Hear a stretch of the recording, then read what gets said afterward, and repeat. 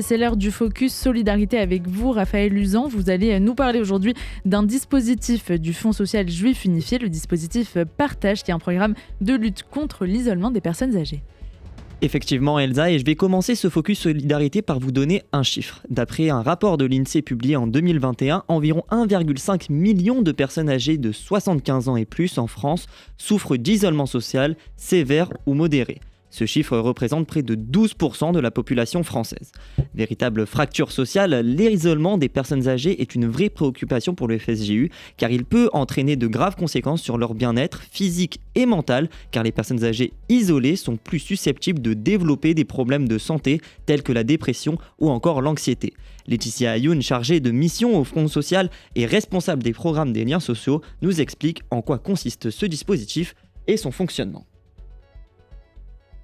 Partage est un dispositif mis en place pour les personnes âgées et isolées.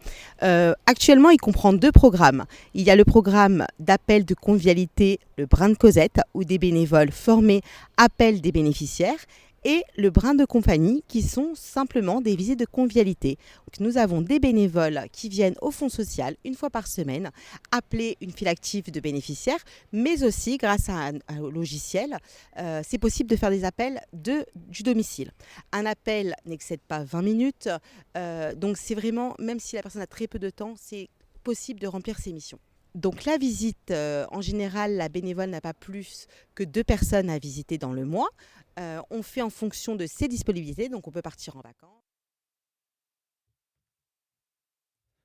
Aujourd'hui, le programme Partage compte une quarantaine de bénévoles et plus de 300 personnes âgées bénéficient de ce dispositif qui existe depuis 14 ans. Laetitia nous explique comment elle sélectionne donc les profils entre les bénévoles et les bénéficiaires et constate une forte inquiétude des personnes du troisième âge, notamment depuis les attaques terroristes du 7 octobre.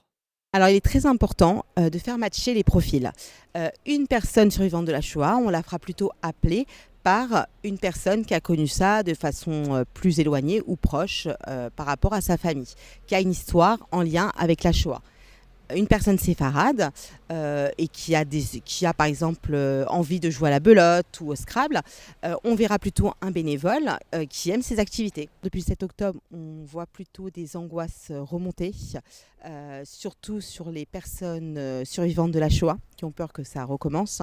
Et même pour les personnes séfarades, l'actualité est pour eux très anxiogène, surtout pour les personnes qui ne sortent pas de chez elles et qui regardent énormément la télévision. Donc on les rassure. En plus de tisser un lien entre les bénévoles, assure également une veille sociale, comme nous le précise Laetitia. Les bénévoles, en fait, sont nos oreilles et nos yeux, soit dans les maisons des personnes, soit au téléphone. Quand on entend qu'une personne n'a rien dans son frigidaire, quand on entend qu'elles sont fatiguées, elles ne peuvent pas faire le ménage, en réalité, nous, professionnels, on met en place ensuite des dispositifs grâce à nos partenaires sociaux. Par exemple, une aide à domicile. Par exemple, on fait appel aussi à un partenaire pour des bons alimentaires. On fait attention à nos aînés. Donc c'est dans le 19e arrondissement de Paris que je suis allé avec Laetitia à la rencontre de Françoise et de Lydia, 93 ans. Françoise fait du bénévolat avec le Fonds social depuis maintenant une dizaine d'années. Et chez Lydia, Françoise nous raconte qu'elle rend visite à cette bénéficiaire maintenant depuis 3 mois, à fréquence d'une visite toutes les 3 semaines. Je fais des visites aux bénéficiaires. Soit on joue aux cartes.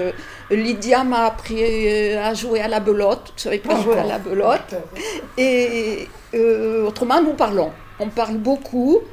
On se confie beaucoup de choses sur lesquelles, en tant que bénévole, on reste très discret. Ça, dès que je suis sortie de chez Lydia ou de chez quelqu'un d'autre, j'oublie ce qu'elles m'ont dit. Donc pour cette bénévole de 75 ans, rendre visite à Lydia lui apporte beaucoup de satisfaction, mais pas seulement. C'est pas complètement une satisfaction personnelle, c'est une satisfaction d'avoir fait plaisir à quelqu'un d'autre. Et puis c'est vrai que ça apporte une satisfaction parce que les personnes nous remercient aussi. Parfois très chaleureusement. Oui. Et ça, vraiment, ça apporte du bon au cœur. Vraiment, ça fait très, très, très plaisir. personnellement, en tant que bénévole, dès que je rentre chez une personne, moi j'oublie mes soucis. Bravo. Et j'essaye d'apporter de la joie et du bonheur à la personne. Et c'est pour ça qu'on rit beaucoup ensemble, en fait. Donc comme vous pouvez l'entendre, il règne chez Lydia une très bonne ambiance, de la joie de vivre, de la bonne humeur. Donc cette veuve maintenant depuis 20 ans, donc cette bénéficiaire a tenu à me raconter son histoire et tout de suite on sent que la présence de Françoise lui apporte beaucoup de réconfort. Je suis une rapatriée d'Algérie. Je suis venue avec l'Exode en 62. Nous nous sommes, comme mon mari était coiffeur, nous avons essayé de nous installer dans le Midi. Mais comme dans le Midi, il y avait la foule, mon mari m'a dit, moi, mon travail, c'est Paris. J'étais un très grand ouvrier de France. On est monté à Paris et on a fait notre petit train-train. Et depuis, avec mon mari, j'ai travaillé, on a prospéré. J'ai une fille adorable qui a fait de grandes études, qui est mariée, qui a 4 petits-enfants, qui a 4 enfants adorables. Voilà. J'ai une fratrie de 6 enfants. J'ai eu des frères et des sœurs adorables. On a tout bien rigolé avec Françoise. Je ne sais pas si je suis une rigolote, mais...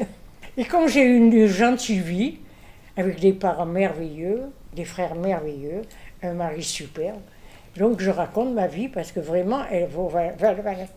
Il y a qu'un an, j'étais opérée du genou, de la hanche et du dos.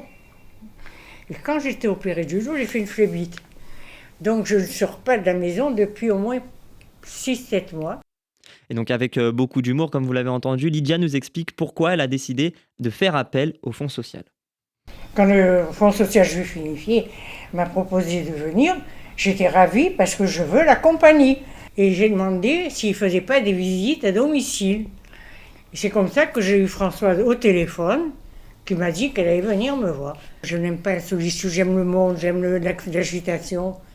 Je ne peux pas rester, même des fois je mets la télé.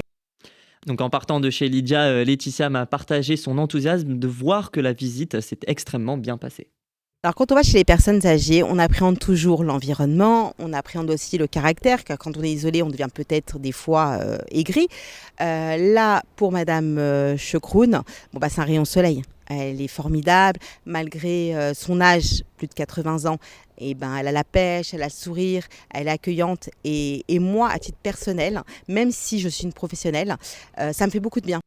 Donc voilà Elsa et chers auditeurs, si vous souhaitez devenir bénévole ou si vous avez le sentiment d'être isolé ou vous êtes en contact avec une personne en manque de lien social, contactez l'équipe Partage au 06 80 50 69 88 ou par mail à partage@fsju.org.